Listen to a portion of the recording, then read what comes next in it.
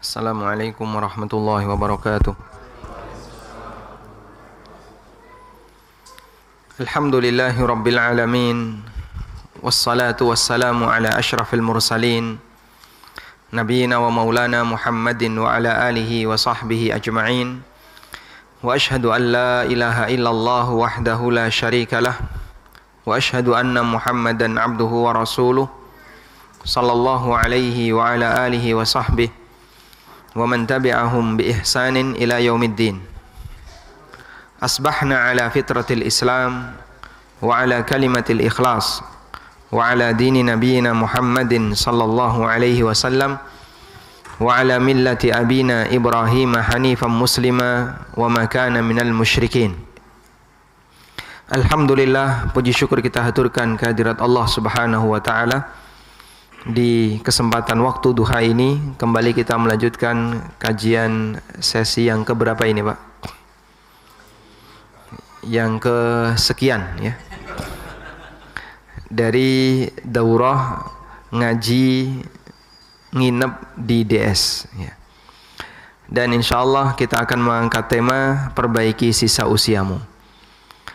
Namun sebelum kita membahas bagian ini, ada sedikit renungan yang akan kita bahas terlebih dahulu. Bagaimana kita dalam berjuang atau ketika kita beragama, seharusnya kita memberikan yang terbaik untuk agama kita. Di masa Nabi SAW ada beberapa tempat makanan yang ditaruh dan digantung di depan masjid. Bapak tahu tampah? Tahu ya? Bahasa Indonesianya apa itu? Tampah juga ya, loyang tapi yang terbuat dari bambu ya, itu namanya tampah. Tampah itu digantung seperti masa silam, orang ketika mengamankan makanan itu ditaruh di tenggok atau tampah, kemudian dia digantung di atas agar jauh dari jangkauan anak-anak dan istri. Yang bisa nggayuh cuman suaminya. Dan di Masjid Nabawi ada seperti itu di zaman Nabi SAW. Lalu orang meletakkan makanan di sana. Siapapun boleh naruh makanan, siapapun boleh ngambil. Al-Hafidh Ibnu Rajab dalam Syarah Sahih Bukhari, beliau menyebutkan ada beberapa orang yang tidak mengharapkan kebaikan dari Allah, tidak mengharapkan pahala dari Allah, dia naruh makanan yang sudah tidak dia sukai.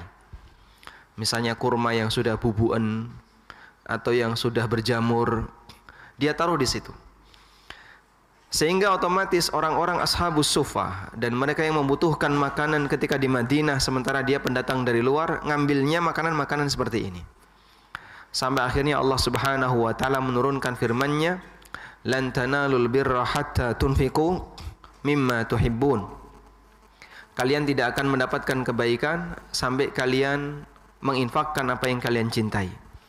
Dan Allah Subhanahu wa taala juga berfirman, "Wala tayammamul khabitha minhu tunfiquna walastum biakhidhihi illa an tughmidu fi."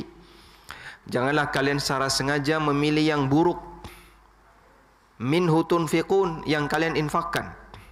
Walastum biakhidhihi illa an tughmidu fi, padahal kalian sendiri tidak selera untuk memakannya. Nah, karakter kita kan rata-rata seperti itu. Jadi yang kita berikan untuk orang lain itu bagian yang kira-kira kita sudah tidak kerso, sudah tidak selera untuk memilikinya, tidak selera untuk menikmatinya, yang kita nggak doyan. Atau minimal yang sisa. Sehingga ketika kita punya banyak, kita ambil yang banyak, sisanya baru kita keluarkan untuk orang lain. Kurang lebih seperti itulah cara kita beramal. Maka Al-Quran mengingatkan, seharusnya idealnya dalam masalah agama, kita berikan untuk agama lebih baik daripada untuk kepentingan pribadi kita. Karena agama ini butuh perjuangan, butuh pengorbanan, dan bukti pengorbanan itu adalah kita memberikan yang terbaik. Maka Allah Subhanahu wa taala ingatkan, "Wala tunfiqu wala tayammamul khabith." Janganlah kalian secara sengaja memilih yang buruk. Minhu tunfiqun, kemudian kalian infakkan hal itu sementara kalian sendiri sudah tidak selera untuk mengambilnya. Baik. Ada juga dalam kasus yang berbeda. Yang ini sebenarnya semangatnya sama, tapi kejadiannya berbeda. Yaitu berkaitan dengan keberadaan anak perempuan bagi masyarakat jahiliyah. Bagi masyarakat jahiliyah, memiliki anak perempuan itu adalah memalukan. Allah Subhanahu wa taala berfirman di surat An-Nahl. Coba dilihat surat An-Nahl ayat 58-59. Wa idza busyira, surat An-Nahl surat keberapa? 16. Di surat An-Nahl ayat 58-59. Wa idza busyira ahaduhum bil untha dhalla wajhuhu muswaddan wa huwa kadhim.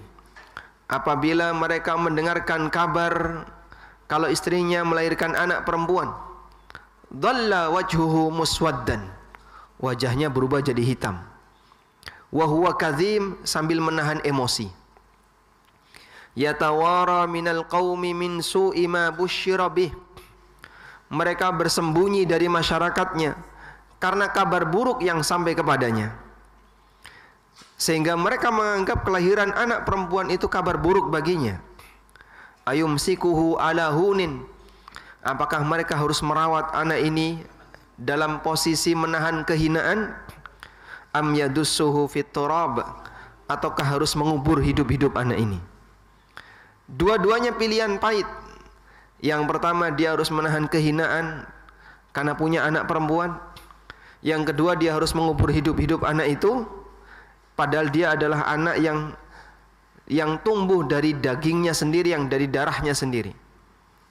Ala sa'a ma yahkumun, betapa buruk keputusan yang mereka berikan. Sehingga mereka sendiri tidak menghendaki anak perempuan. Di ayat yang lain, Allah Subhanahu wa taala berfirman, awa may yunashsha'u fil hilyati wa huwa fil khisami ghairu mubin. Ini di surat Az-Zukhruf. Di surat Az-Zukhruf ayat 18. Di ayat 17 Allah berfirman di surat Az-Zukhruf, wa idza busyira ahaduhum bima daraba lirrahmani mathalan dhalla wajhuhu muswaddan wa huwa kadhim aw may yunashsha'u fil hilyati wa huwa fil khisami ghairu mubin.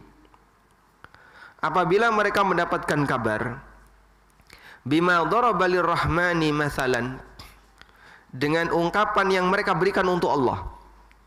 Jadi mereka membuat sifat untuk Allah.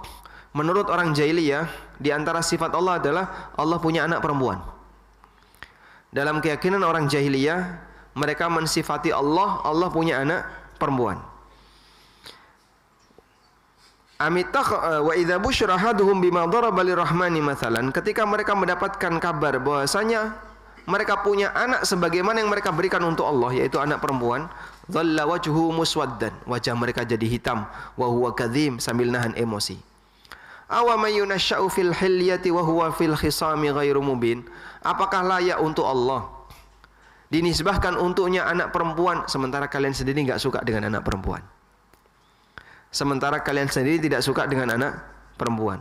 Kalian nisbahkan untuk Allah anak perempuan, sementara kalian sendiri tidak suka disebut punya anak perempuan. Kemudian di surat An-Najm, Allah Subhanahu wa taala berfirman, alakumudz dzakaru wa lahul untha. Di surat An-Najm ayat 22. Alakumudz dzakaru wa lahul untha. Tilka idzan qismatun dhiza. Apakah kalian punya anak laki-laki sementara kalian nisbahkan untuk Allah anak perempuan? Tilka idzan qismatun dhiza. Kalau demikian, ini adalah pembagian yang tidak adil. Baik. Dari 3 ayat yang tadi kita sebutkan di surat An-Nahl, surat Az-Zukhruf, dan surat An-Najm, kita mendapatkan kesimpulan. Yang pertama, masyarakat jahiliyah gak suka ketika mereka punya anak perempuan. Yang kedua, di saat yang sama mereka memberikan sifat untuk Allah punya anak perempuan. Yang ketiga, Allah Ta'ala menyinggung tentang hal ini. Kalau kau punya anak laki-laki, sementara kau bagikan untuk Allah anak perempuan, itu kan pembagian yang gak adil. Yang kau berikan untuk Allah sesuatu yang tidak kau sukai. yang kau berikan untuk Allah sesuatu yang tidak kau sukai. Sehingga dalam tafsir Ibnu Abbas radhiyallahu anhuma yang dikutip oleh Al-Baghawi, Al-Husain bin Mas'ud Al-Baghawi, beliau mengatakan, "Ai qismatun ja'irah haitsu ja'altum li rabbikum ma takrahuna li anfusikum." Ini adalah pembagian yang tidak adil, pembagian yang zalim, karena kalian tetapkan untuk Rabb kalian sesuatu yang kalian sendiri tidak suka untuk memilikinya. Ini adalah pembagian yang zalim sebab kalian nisbahkan untuk Allah memiliki sesuatu yang kalian sendiri tidak ingin untuk memilikinya. Baik. Jamaah dimuliakan Allah Subhanahu wa taala, kita tidak sedang membahas tentang hukum menyebut Allah punya anak, karena jelas ini perbuatan kekufuran. Ini jelas perbuatan kekufuran. Tapi yang sedang kita bahas adalah semangat yang disebutkan dalam Al-Qur'an, pelanggaran yang terjadi pada orang musyrikin ketika mereka menisbahkan untuk Allah anak perempuan, di saat yang sama mereka tidak menginginkan anak seperti itu. Artinya apa? Saat mereka menisbahkan untuk Allah anak perempuan, mereka berikan untuk Allah sesuatu yang tidak mereka sukai, sementara bagian yang mereka sukai untuk diri mereka sendiri. Itu adalah pembagian yang tidak adil. Bisa jadi semangat seperti ini ada pada orang-orang yang beriman, di mana mereka berikan untuk agamanya bagian yang tidak mereka sukai, sementara untuk yang mereka cintai mereka gunakan untuk pribadinya, mereka gunakan untuk kepentingan pribadinya, keluarganya dan seterusnya. Artinya apa? Yang untuk agama bagian yang sisa. Sebagai contoh jamaah, waktu produktif kita itu lebih banyak digunakan untuk kepentingan dunia. Kita kerja dari Senin sampai Jumat. Jam berapa kita kerja, Pak? Dari jam 8 sampai jam 5 sore. Jam 8 sampai zuhur itu waktu produktif, waktu premium untuk bekerja, di waktu duha. Dan jarang orang di waktu duha itu dia pakai untuk belajar agama, itu jarang. Jarang orang di waktu duha dia gunakan untuk serius belajar agama. Ini sama-sama untuk kegiatan produktif. Anggaplah kegiatan duniawi produktif, kegiatan belajar agama produktif. Tapi waktu premium seperti ini lebih banyak dipakai untuk apa, Pak? Dunia. Kalaupun liburan, Sabtu maupun Ahad, lebih banyak dipakai untuk jalan-jalan. Orang ketika jalan-jalan, milihnya kan waktu pagi. Kalau udah agak siang sedikit, udah malas keluar rumah. Sehingga manusia untuk waktu yang premium dia gunakan untuk kepentingan dunia. Banyak sekali teman-teman yang ketika di usia muda diajak belajar agama, komentarnya apa? Ini belum waktunya tua. Mendekat ke agama itu kalau jenggot udah putih, rambut udah beruban, baru ngerayap-ngerayap mendekat ke agama. Dulu waktu mudamu kemana saja? Sekarang begitu sudah tua, Pak, saya sudah baru mendekat ke agama, baru mengenal sunnah, baru pengen serius belajar. Terus dulu waktu masih muda kemana saja, Pak? Ya dulu sibuk dengan urusan dunia. Begitu sudah tua, diajak belajar bahasa Arab, banyak uzur. Merasa sudah tua, hafalannya sudah lemah, merasa, aduh kayaknya saya sudah nggak sanggup. Sehingga akhirnya banyak uzur yang disampaikan ketika diajak belajar untuk serius. Menjumpai kayak gini nggak, Pak? Atau jangan-jangan diri kita sendiri? Ya? Maka kadang saya heran ya. Ada jamaah misalnya diajak untuk belajar serius. Belajar fikih muamalah kan kalau nggak serius agak rumit ya. Belajar tentang nahwu shorof, belajar tentang ilmu waris, itu kalau nggak serius rumit. Sehingga nggak bisa, Pak, cuman datang udu kuping, itu nggak bisa. Tahu udu kuping, Pak? Datang duduk denger dengkur itu. Hanya bermodal telinga. Kajian yang seperti ini komentar orang hanya ustadznya lucu atau tidak. Sehingga yang viral yang diundang, yang kira-kira membahas serius, yang kajiannya terlalu serius, bosan ya. Dia nggak mau hadir untuk duduk di sana. Karena bagi dia terlalu berat. Pak Ustadz, kalau nyampaikan materi jangan berat-berat, Pak Ustadz. yang ringan-ringan saja. Bapak sudah ngaji berapa lama? Ya, alhamdulillah sudah sejak tahun 2000. Masya Allah. Sudah 20 tahun lebih, tapi Bapak masih menghendaki milih yang ringan-ringan, masih milih yang kira-kira tidak terlalu berat, yang disuruh mikir sedikit udah nggak mau. Uzurnya, ya mohon maaf Ustadz, saya kan sudah tua. Memang kenapa kalau tua? Apakah ada alasan hanya gara-gara tua kemudian orang boleh mundur untuk belajar serius?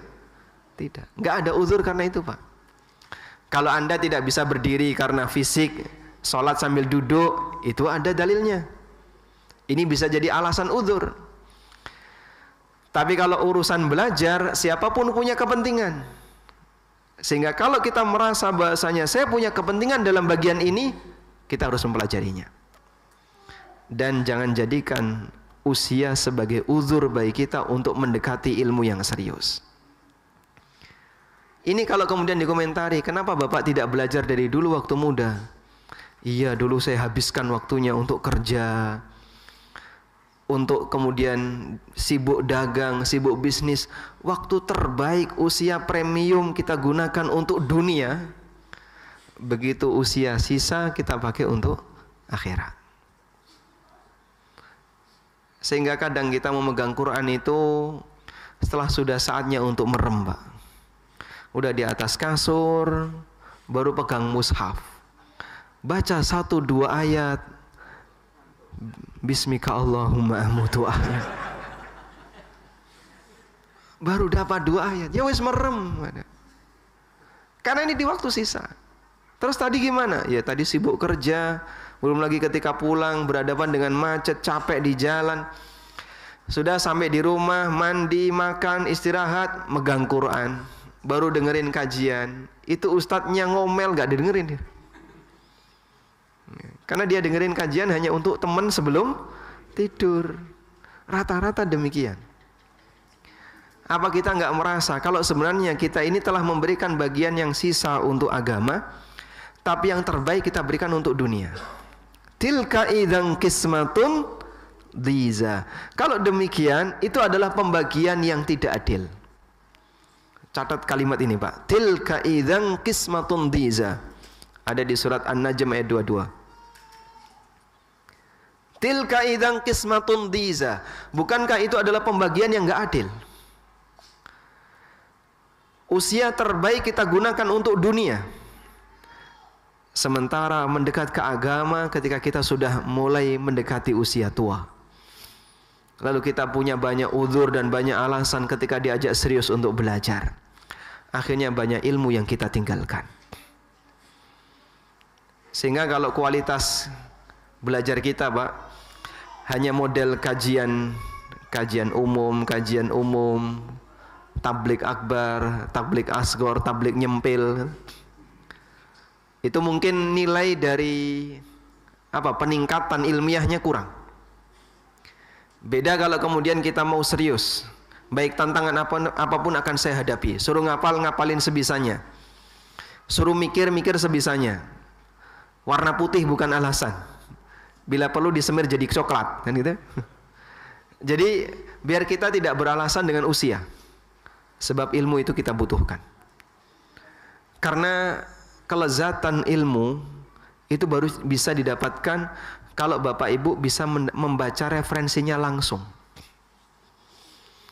Anda kalau cuma baca buku terjemah, itu kan sebenarnya proses peralihan. Ada banyak pihak yang terlibat di situ. Yang pertama adalah penjelasan penulis. Misalnya, penulis mau menyampaikan syarah sebuah hadis. Ada hadis berbunyi innamal a'malu binniyat. Lalu disyarah oleh seorang penulis. Maka ada peran penjelasan penulis di situ. Sudah? Kemudian tulisan ini karena berbahasa Arab diterjemahkan oleh orang Indonesia. Ada peran orang Indonesia di situ. Penerjemah diedit oleh editor, oleh proofreader. Ada peran proofreader di situ. Sehingga ada banyak orang yang terlibat dalam satu kesimpulan yang Anda baca. Artinya itu tidak murni diambil dari sumbernya. Ibaratnya begini Pak, kalau ada bahan baku yang sudah kecekel banyak tangan, udah kepegang banyak tangan. Berarti gimana Pak? Rasanya akan beda. Kepegang satu tangan rasanya sudah beda. Kepegang tangan yang kedua rasanya sudah beda. Kepegang tangan yang ketiga rasanya beda. Baru kepegang kita berubah rasa lagi. Sehingga ilmu itu kalau tidak didapatkan langsung dari sumbernya, nilai kenikmatannya kurang. Maka jamaah yang kami hormati, dengan belajar langsung dari sumber, kita bisa mendapatkan kesimpulan yang jauh lebih banyak. Dan itu lebih fresh, karena kita mendapatkan langsung dari asalnya.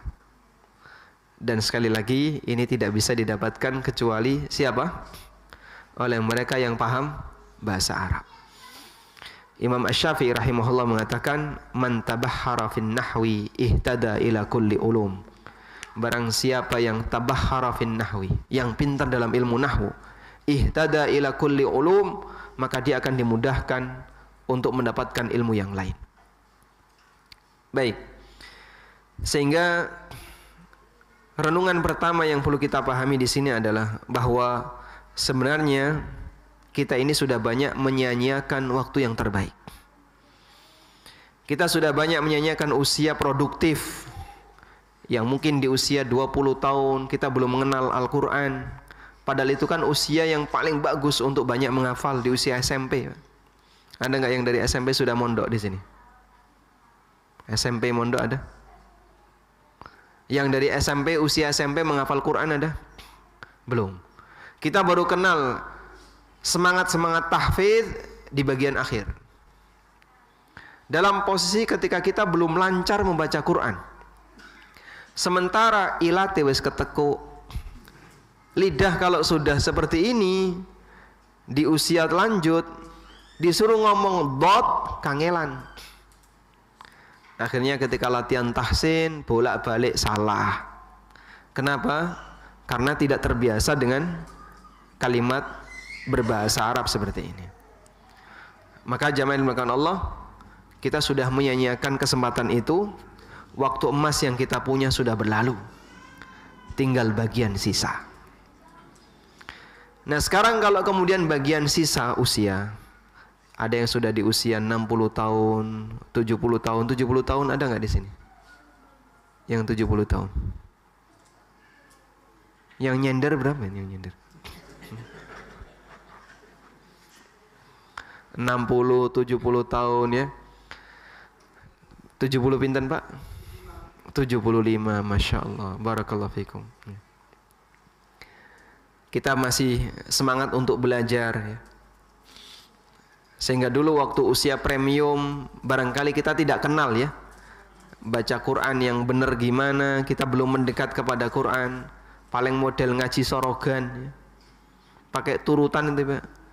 A fathah A, alif fathah A, alif kasroh I, terus alif doma U, A I U. Jadi modelnya kayak gitu. Dan hafalan Quran jarang kita punya. Belakangan walhamdulillah, semoga anak keturunan kita tidak mengalami sebagaimana orang tuanya. Baik. Selanjutnya, apa yang perlu kita lakukan untuk sisa usia kita? Siapapun manusia menghendaki agar ujungnya jadi baik. Dan ketika hidup di dunia, yang menjadi penentu adalah bagian ujung. Berbeda dengan di akhirat. Kalau di akhirat, penentu terbaiknya ada di bagian awal, ada di bagian depan. Nabi SAW bersabda, awwalu ma yuhasabu bihil abdu yaumal qiyamah min amalihi salah. Besok di hari kiamat, amal pertama kali yang akan dihisab dari seorang hamba adalah salatnya. Apabila salatnya baik, maka dianggap baik seluruh amal yang lain. Dan sebaliknya ketika salatnya jelek, maka dianggap jelek seluruh amal yang lain. Awalan yang baik di yaumil akhir memberikan akhir yang baik untuk amal yang lain. Makanya cara hisab di yaumil akhir yang menentukan adalah bagian depan. Ini berbeda dengan cara menentukan hasil ketika di dunia. Ketika di dunia, penentunya bukan di bagian depan, tapi penentunya ada di bagian ujung. Sebagaimana Nabi SAW bersabda, innamal a'malu bil khawatim. Sesungguhnya amal itu dilihat dari ujungnya. Sehingga kalau ujungnya baik, maka bagian depan dianggap baik. Kita semua punya masa silam. Saya punya masa silam, Bapak Ibu punya masa silam, dan masa silam kita berwarna-warni. Ada yang hitam, ada yang rodok coklat, ono sing abu-abu. Alhamdulillah ada juga yang bening putih. Kita punya masa silam yang beraneka ragam. Dan kita tidak sedang membahas masa silam. Kalau kita bicara masa silam, ada banyak pahlawan Islam yang mereka punya masa silam yang mungkin lebih kelam dibandingkan kita. Beberapa sahabat yang dulu mereka pernah mau membunuh Nabi SAW. Beberapa sahabat yang dulu mereka pernah memusuhi Rasulullah SAW. Memusuhi seorang Nabi itu kan pelanggaran yang sangat besar. Kalau di negara, memusuhi pemimpin negara itu pemberontakan. Jadi kalau ada orang memusuhi tetangganya, pemberontakan nggak Pak? Bukan. Misalnya si A memusuhi si B, dan ini teman bisnis atau tetangga. Tidak akan ada orang yang berkomentar ini sebagai pemberontakan. Tapi kalau ada orang memusuhi kepala negara, apapun alasannya, pemberontakan. Maka ketika ada manusia yang memusuhi nabinya SAW, karena beliau jadi nabi, itu pemberontakan terhadap Islam. Sehingga dulu ada orang-orang yang menjadi pemberontak terhadap Islam karena dia musuh Nabi SAW, tapi ketika dia bertaubat dan menjadi orang yang baik, Masya Allah, menjadi pejuang-pejuang Islam, menjadi pahlawan-pahlawan bagi agama kita. Baik, sehingga kalau bicara masa silam, semua orang punya masa silam. Tapi kita berbicara untuk masa ke depan dan apa yang saat ini kita lakukan. Karena itu yang penting untuk kita perhatikan adalah bagaimana kita bisa menuju garis finish dalam kondisi selamat. Karena Nabi SAW menentukan innamal a'malu bil khawatim. Sesungguhnya amal itu dihitung dari ujungnya. Baik. Lalu bagaimana caranya agar kita bisa menjadi orang yang memanfaatkan waktu sisa, karena kita sudah kehilangan waktu premium. Sekarang tinggal sisa waktu. Jangan sampai kita kehilangan waktu sisa ini. Bagaimana caranya kita bisa memanfaatkan waktu sisa ini untuk sesuatu yang terbaik?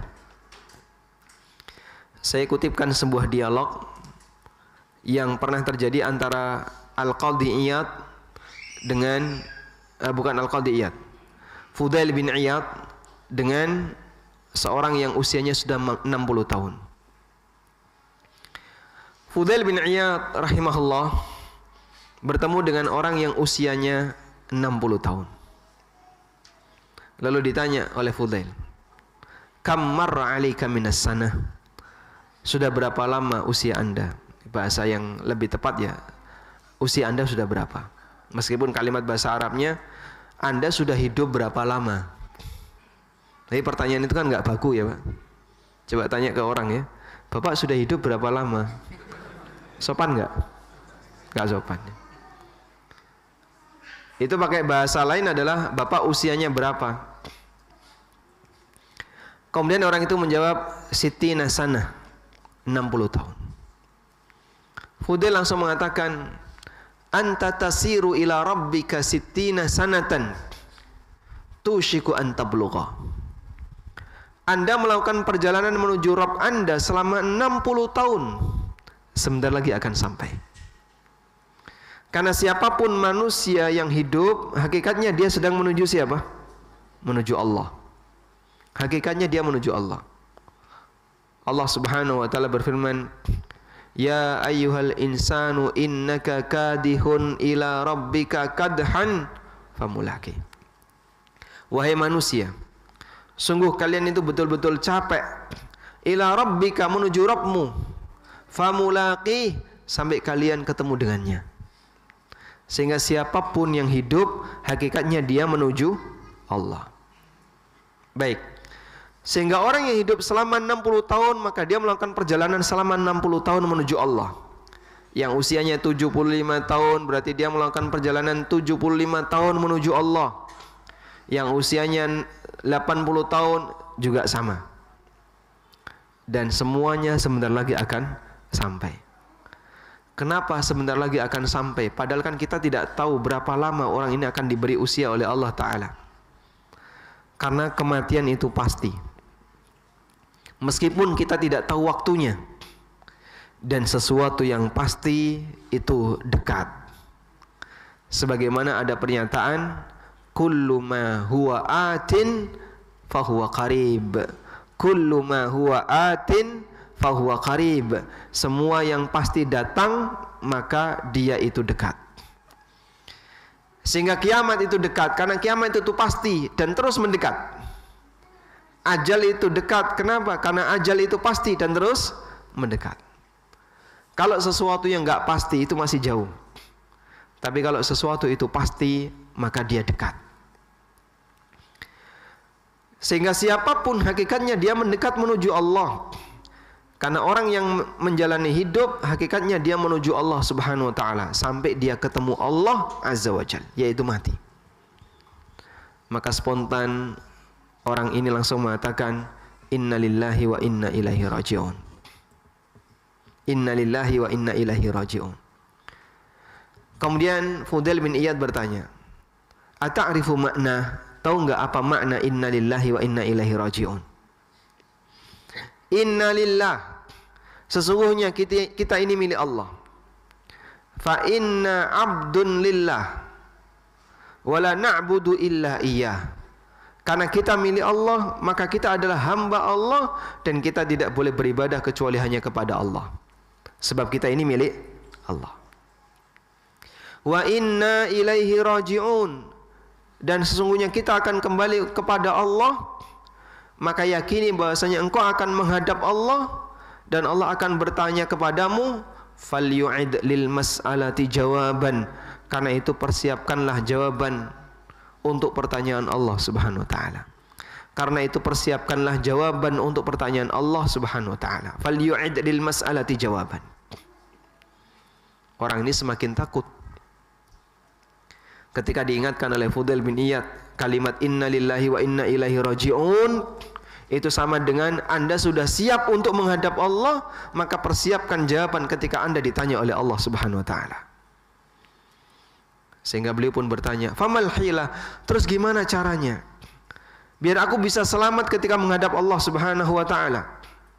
Fudail mengatakan, yasirun liman yassarahullah, mudah bagi orang yang dimudahkan oleh Allah.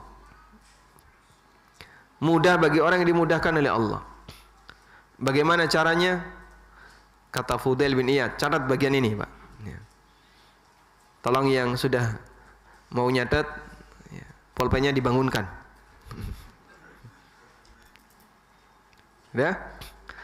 Qala Fudail bin Iyad, Fudail bin Iyad mengatakan, ahsin fima baqiya yughfar laka ma madha.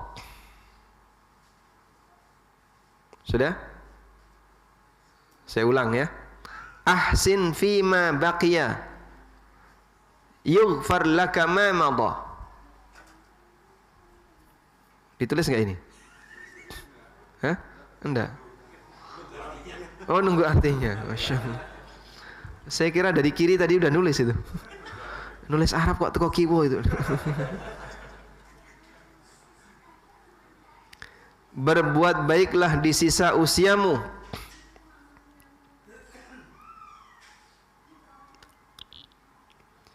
Berbuat baiklah di sisa usiamu, yughfar laka ma madha, maka akan diampuni dosa-dosamu di masa silam.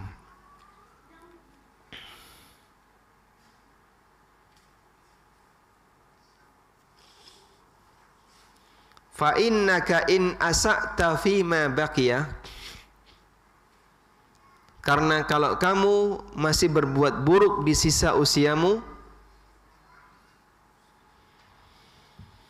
Kalau kamu masih berbuat buruk di sisa usiamu, ukhitta bima baqiya wa bima madha. Maka kau akan dihukum untuk kesalahanmu di masa silam dan di masa mendatang. Kau akan dihukum untuk kesalahanmu di masa silam dan di masa mendatang. Masya Allah.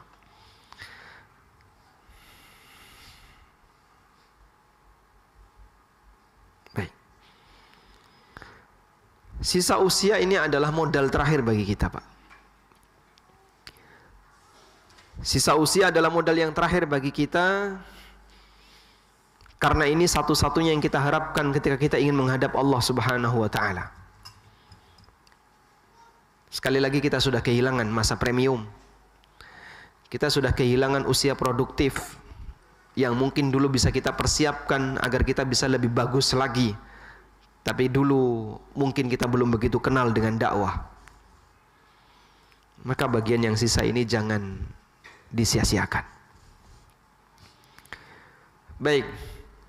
Terutama siapapun yang sudah berada di usia 40 tahun ke atas. Sebab usia 40 tahun ke atas itu usia di mana karakter manusia sudah dalam posisi puncak. Sudah tidak akan ada lagi perubahan. Yang baik akan terus jadi baik, yang menyimpang akan terus jadi menyimpang. Di titik 40 tahun. Sehingga proses perjalanan manusia sebelum 40 tahun, ketika ada penyimpangan yang dia lakukan berkaitan dengan syahwatnya, nafsunya, masih ada kemungkinan untuk berubah. Tapi kalau sudah di usia 40 tahun, jadi karakter. Dan ketika sudah jadi karakter, sulit untuk berubah. Dan hampir mustahil untuk berubah. Pembiasaan itu sampai usia 40 tahun. Dan setelah itu insya Allah jadi karakter. Ada banyak hadis di mana Nabi SAW menyebutkan karakter baik dan buruk tercipta dari pembiasaan. Nabi SAW bersabda, "Alaikum bis-sidqi. Fa inna sidqa yahdi ilal birri wa innal birra yahdi ilal jannah." Selalulah berbuat jujur, karena jujur itu akan mengantarmu kepada kebaikan, dan kebaikan akan mengantarkanmu menuju surga. Wa innar rajula la yazalu yasduq hatta yuktaba indallahi siddiq. Dan ada orang yang membiasakan diri untuk bersikap jujur sampai dia dicatat di sisi Allah sebagai siddiq. Sehingga dia ngomong di depan siapapun selalu berusaha untuk jujur, meskipun bisa jadi merugikan dirinya sendiri. Yang kedua, wa iyyakum wal kadzib, dan hati-hati dengan berdusta. Fa innal kadziba yahdi ilal fujur, karena dusta itu mengantarkan kepada tindakan maksiat yang lebih besar. Wa innal fujura yahdi ilan nar, dan tindakan fujur itu akan mengantarkan ke neraka. Wa innar rajula la yazalu yataharral fujur, yataharral kadzib, dan ada orang yang dia sengaja milih yang dusta. Wa innar rajula la yazalu yataharral kadzib, ada orang yang sengaja milih berdusta. Hatta yuktaba indallahi kadzab, sampai dia dicatat oleh Allah sebagai kadzab.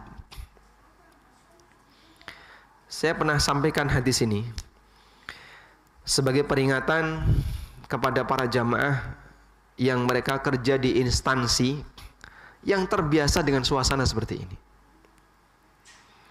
Laporan palsu, perjalanan dusta, kemudian tiket yang nggak bener, katanya booking hotel nginepnya di tempat saudara, dan masih banyak lagi pelanggaran yang lain. Dan bahkan itu sudah jadi apa? Sistem. Lebih dari sebatas budaya. Kalau budaya itu masih proses pembiasaan. Begitu sudah jadi sistem, terkunci dia, gak bakalan bisa berubah. Akhirnya semua orang jadi tahu, sehingga ini kan dusta kolektif. Mulai dari pimpinan kantor, eselon 3, sampai bagian OB, ngerti Pak? Biasa mas. Karena udah jadi sistem Pak.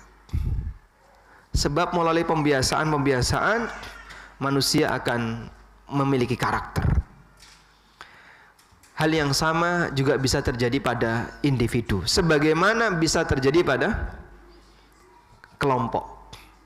Maka ketika ada seorang individu membiasakan untuk berbuat baik, nanti ketika di usia mentok 40 tahun jadi karakter.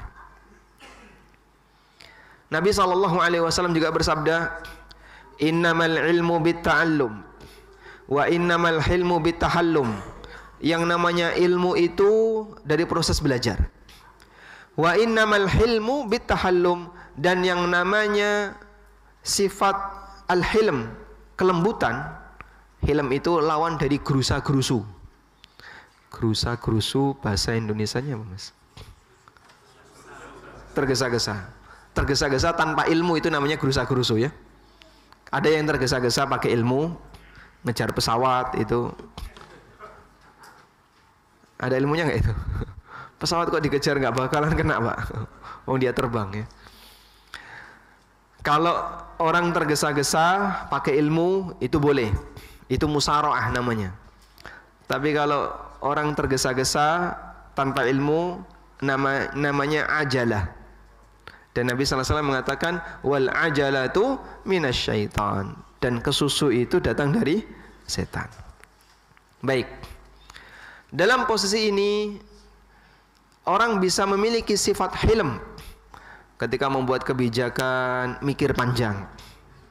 Ketika berbicara tidak waton, tidak asmuni, tidak waton ngomong, tidak waton asal bicara, tapi dia mikir akibatnya. Itulah sifat hilm. Sehingga saat dia bersikap, dia santai, tenang, memikirkan dampak baik dan buruknya dan seterusnya. Ini orang yang punya sifat hilm.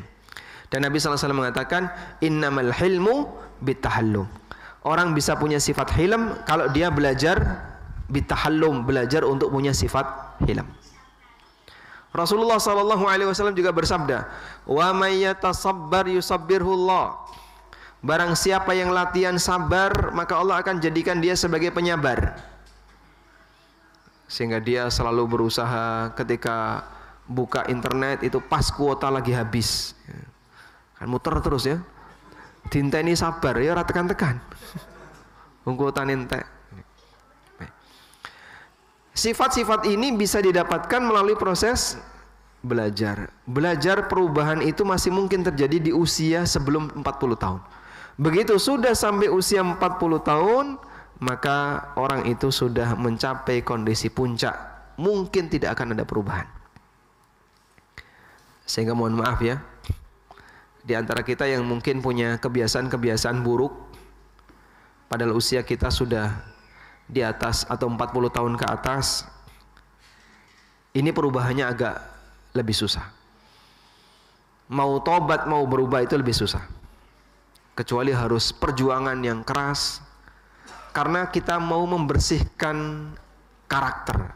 Akar itu ketika dibersihkan lebih susah. Kalau nebang bagian permukaan, akarnya belum nancep, gampang Pak. Tapi kalau sudah mengakar jauh, sampai dalam-dalamnya ada, itu lebih susah. Mungkin bisa jadi kita menghilangkan di bagian depan, tapi akarnya masih ada, tumbuh lagi dia. Sehingga kadang kita kesulitan ya, ngajari orang yang punya karakter buruk di usia sudah 50 tahun, 60 tahun. Pak, seperti ini tidak boleh. Oh nggih, mohon maaf, terima kasih diingatkan. Besok balik lagi Pak. Karena sudah di usia seperti itu. Yarhamukallah. Baik. Allah Subhanahu wa taala berfirman di surat Al-Ahqaf ayat 15. Wa wassaynal insana biwalidayhi ihsana. Dan aku wasiatkan kepada manusia untuk berbuat baik kepada kedua orang tuanya. Hamalathu ummuh, ibunya mengandungnya, kurhan, dalam posisi kesulitan. Wa wada'athu kurha, dan ibunya melahirkan dia dalam posisi kesulitan. Wa hamluhu wa fisaluhu 30 syahra, usia hamil dan sampai menyapai lamanya 30 bulan. Dan di ayat yang lain Allah mengatakan bahwa menyusui itu selama 2 tahun, 24 bulan. Maka berarti usia hamil minimal adalah 6 bulan. Sehingga para ulama mengatakan kalau ada orang menikah lalu anak pertama lahir setelah jarak lebih dari 6 bulan, tidak boleh dituduh berzina.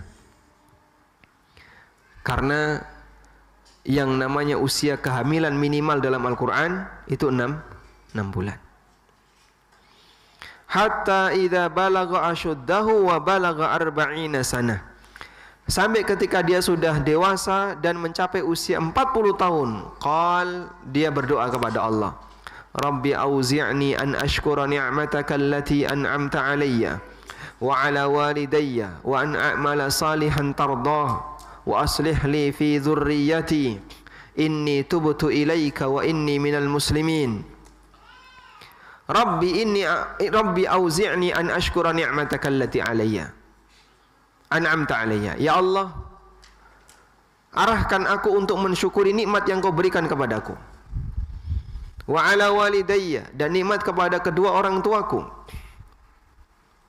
Wa an a'mala salihan tarda, dan agar aku berbuat saleh, melakukan amal saleh yang Kau ridhai. Wa aslih li fi dzurriyyati, dan perbaikilah keturunanku. Inni tubtu ilaika, sesungguhnya aku bertobat kepadamu. Wa inni minal muslimin, dan sesungguhnya aku termasuk orang yang muslim. Baik, sekarang coba kita lihat tafsir yang disampaikan oleh para ulama. Jamaah yang dimuliakan Allah Subhanahu wa taala, usia 40 tahun disebut oleh Allah taala balagha asyuddah, sudah mencapai puncak dewasa.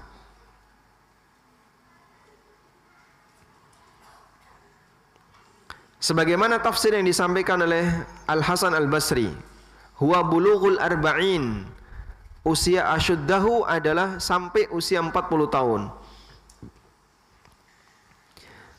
Dan para ahli tafsir mengatakan, coba saya bacakan keterangan Asy-Syaukani. Qala al-Imam Asy-Syaukani, kata Asy-Syaukani, beliau mengatakan, qala al-mufassirun, kata ahli tafsir, kata para ulama ahli tafsir, lam yab'athillahu nabiyyan qattu illa ba'da 40 sanatan. Allah tidak pernah mengutus seorang nabi pun kecuali setelah di usia 40 tahun.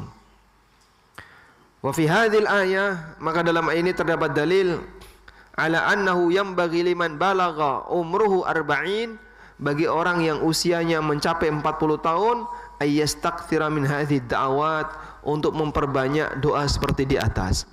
Rabbi auzi'ni an ashkura ni'mataka allati an'amta alayya wa ala walidayya wa an a'mala salihan tardah wa aslih li fi dhurriyyati inni tubtu ilaika wa inni minal muslimin. Baik. Kemudian juga disebutkan dalam sebuah hadis, Nabi SAW mengingatkan tentang keberadaan usia 40 tahun. Ketika orang sudah mencapai usia 40 tahun, maka sudah tidak ada lagi uzur baginya. Sudah tidak ada lagi uzur baginya. Sebentar, coba kita lihat hadisnya ya.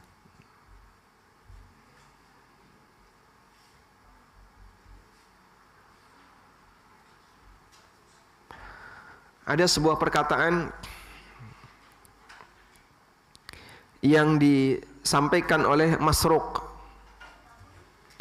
Imam Masruq ini muridnya Aisyah radhiyallahu anha, seorang ulama tabi'in. Kata Masruq, barang siapa yang sudah mencapai usia 40 tahun, idza balagha ahadukum 40 sanatan, apabila kalian sudah mencapai usia 40 tahun, falyakhudh hidrahu minallah, maka seharusnya dia sudah banyak berhati-hati. Jangan sampai dia tertipu dengan kemurahan Allah Subhanahu wa taala, sehingga mungkin masih bebas berbuat maksiat dan seterusnya. Ingat, hati-hati. Ini bisa jadi kunci bagi kamu sehingga tidak ada perubahan lagi. Kemudian disebutkan dari keterangan Mujahid dari Ibnu Abbas radhiyallahu anhuma. Dari Mujahid, qala, beliau mengatakan, sami'tu Ibnu Abbasin yaqul, aku mendengar Ibnu Abbas mengatakan, al-umrul ladzi a'dzarallahu ila ibni Adam awalan nu'ammirkum ma yatadzakkaru fihi man tadzakkara arba'una sana. Umur di mana Allah memberikan uzur kepada Bani Adam, batasnya adalah 40 tahun. Artinya begini, kalau sebelum 40 tahun orang melakukan hal yang enggak baik dalam ukuran agama, ya, misalnya masih rajin maksiat dan seterusnya, sudah Allah Subhanahu wa taala masih memberikan uzur baginya. Dalam arti hidayah Allah berpeluang besar untuk menyentuh orang ini sehingga dia berubah. Tapi kalau sudah mencapai 40 tahun, Allah Subhanahu wa taala jadikan itu sebagai karakter. Dalam tafsir Ibnu Katsir dikatakan, wa hadza fihi irsyadun liman balagal arba'in ay yujaddidat taubah wal inabah ila Allah azza wa jalla wa ya'zima 'alaiha. Dan ayat ini memberikan bimbingan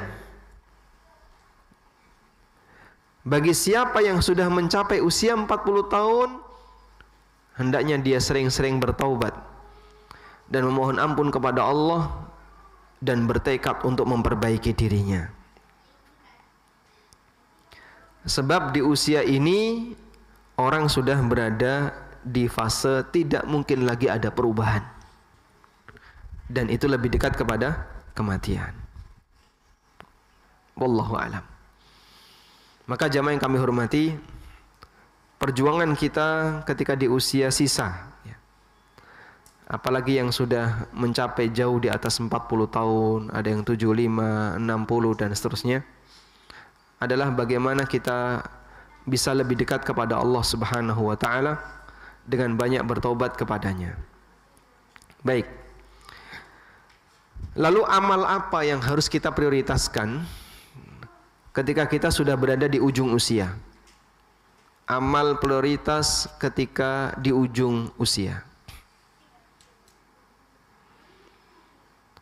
Allah Subhanahu wa taala menurunkan kepada nabinya sallallahu alaihi wasallam surat An-Nasr. Surat An-Nasr itu surat apa? Wan-Nasr. Ada surat Wan-Nasr. Surat An-Nasr surat apa, Pak? Wal Asr. Itu surat Al-Asr. Idza jaa nasrullahi wal fath. Apabila telah datang nasrullah wal fath, maka disebutlah surat An-Nasr karena dari kata nasrullah. Apabila telah datang pertolongan Allah dan fathu Makkah. Wa ra'aitan nasa yadkhuluna fi dinillahi afwaja. Dan Anda menyaksikan, kamu melihat ada banyak orang yang mereka masuk ke dalam agama Allah secara berbondong-bondong. Sehingga satu suku semuanya masuk Islam. Satu suku lagi semuanya masuk Islam. Demikian seterusnya sampai ketika itu di Madinah menjadi kota yang dipenuhi dengan tamu. Maka tahun banyaknya tamu itu disebut dengan Amul Wufud, tahun datangnya tamu. Tahun berapa itu, Pak? Tahun? Kalau tahun 10 Nabi SAW Haji Wada. Tahun berapa? Amul Wufud tahun berapa? Tahun? 9 atau 8? 8 atau 7? Baik, coba urutkan, Pak. Tahun 5 itu kejadian apa? Titiknya di tahun 5 Hijriah. Perang Khandaq. Tahun 6 Perjanjian Hudaybiyah. Tahun 7 Umrah Qadha. Tahun 8 Fathu Mekah. Tahun 9 Amul Wufud, dan haji pertama yang dipimpin oleh Abu Bakar. Tapi Nabi sallallahu alaihi wasallam enggak ikut. Tahun 10 haji wada, tahun 11 beliau wafat. Hafal? Baik, hadiahnya udah siap, Mas? Siap ya? Nah, insyaallah. Hafalkan ya. Barangkali dapat hadiah.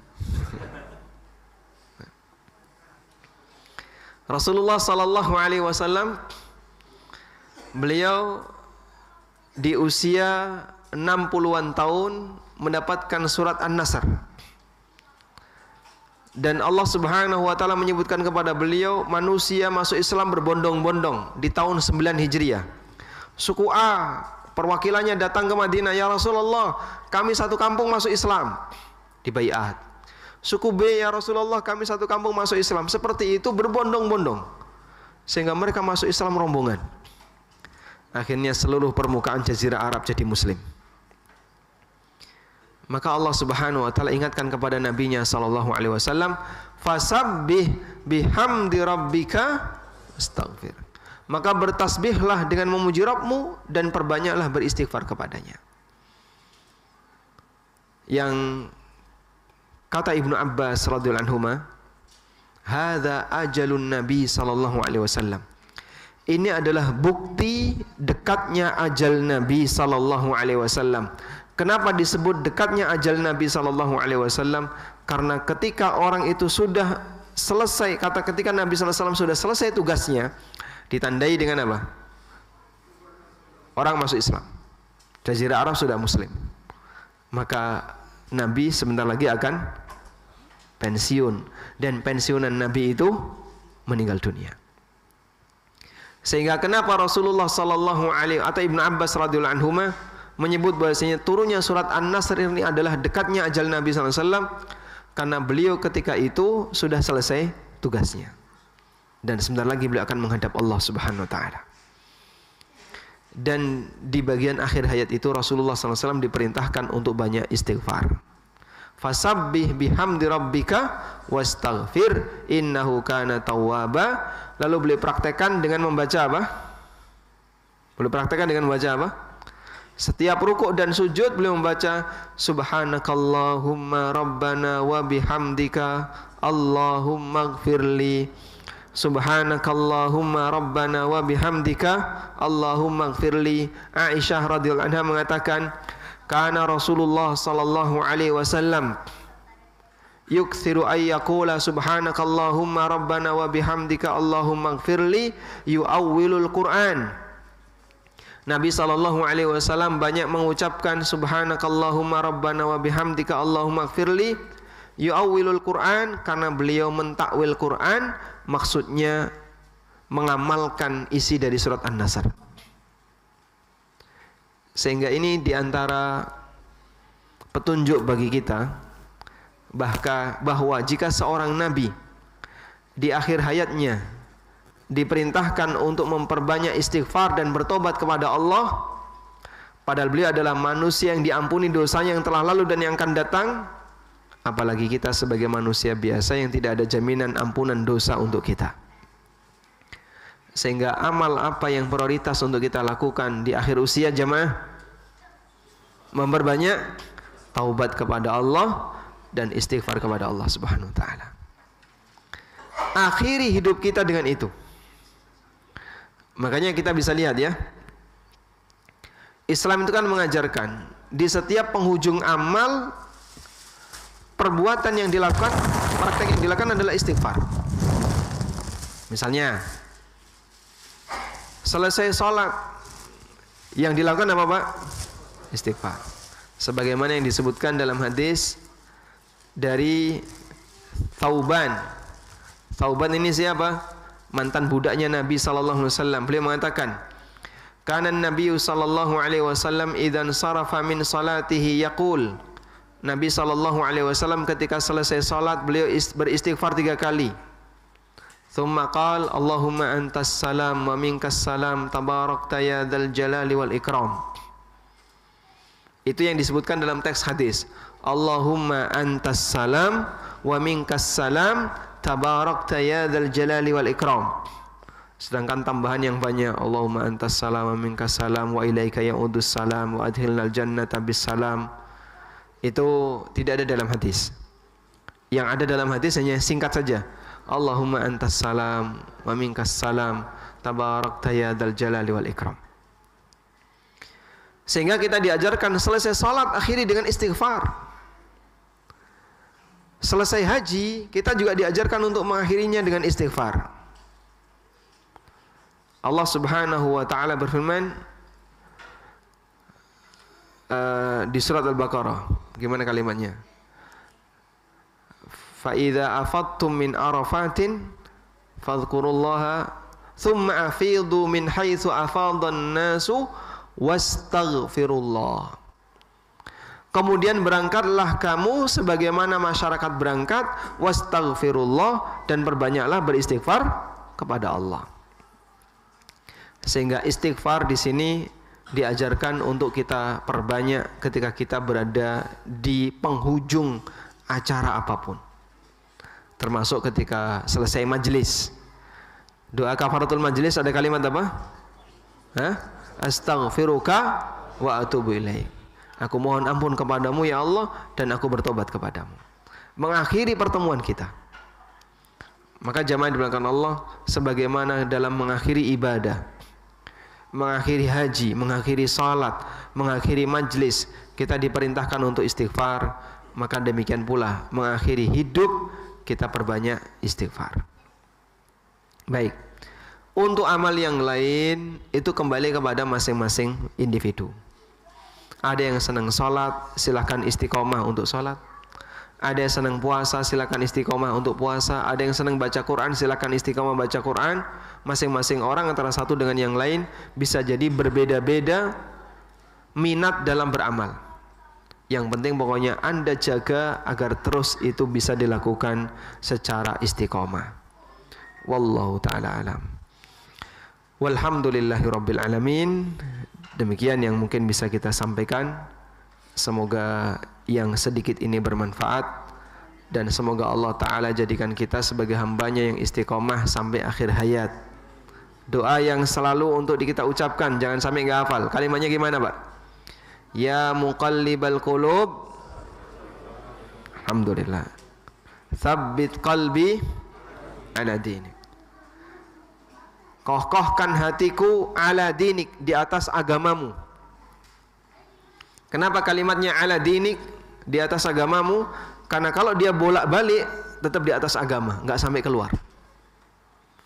Dan itu butuh hidayah dari Allah Subhanahu wa taala.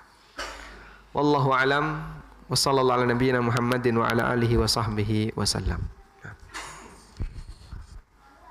Monggo jika ada yang mau bertanya kepada Ustadz Aminur Baiz, baik dari ikhwan maupun akhwat yang di bawah tadi, untuk ibu-ibu disediakan mic, silakan untuk dipakai. Monggo silakan langsung saja. Assalamualaikum warahmatullahi wabarakatuh. Waalaikumsalam warahmatullahi wabarakatuh. Ustadz mohon izin, ana dapat pesan dari Ustadz Bisri. Masya Allah. Beliau qadarullah sedang ditimpa musibah. Mohon doanya ke Ustadz dan jamaah semua, karena kemarin malam abinya jatuh, kebentur kepalanya sehingga sekarang tidak bisa bangun lagi di tempat tidur. Jadi mohon doanya kepada semua. Ini saya Semoga Allah memberikan yang terbaik untuk beliau. Saya dengarkan ininya Ustadz Bisri. Pesan Ustadz Bisri ya. Assalamualaikum Pak Jaya. Ana minta doa-doa teman-teman yang ada di situ, para ustadz, minta didoakan abi ana.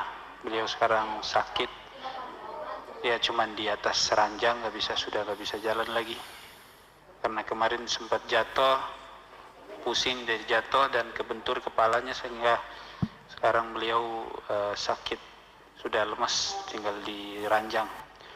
Udah mohon didoakan yang terbaik. Barakallahu fikum. Syukran lakum.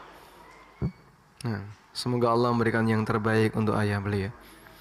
Terutama doanya bapak-bapak yang jauh nih ya, doa musafir mustajab.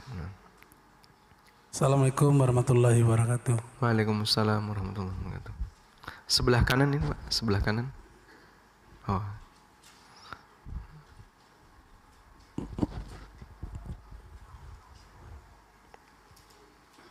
Assalamualaikum warahmatullahi wabarakatuh. Waalaikumsalam warahmatullahi wabarakatuh. Afan Ustadz, di luar topik terkait muamalah jual beli. Jadi kami ada syarat dan ketentuan dengan produsen untuk menjual produk A itu dengan harga sekian, katakanlah 100.000 gitu Ustaz.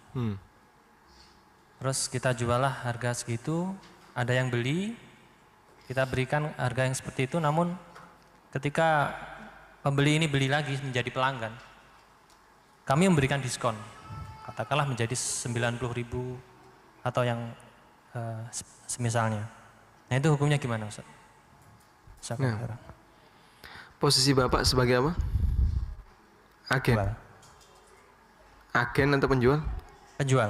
Pemilik barang? Pemilik barang. Pemilik barang. Lalu yang ngasih syarat itu siapa tadi? Produsen. Anda beli putus atau gimana?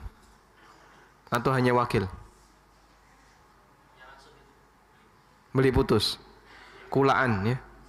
Kulaan dari produsen, lalu mendapatkan barang itu, kemudian dijual ke konsumen.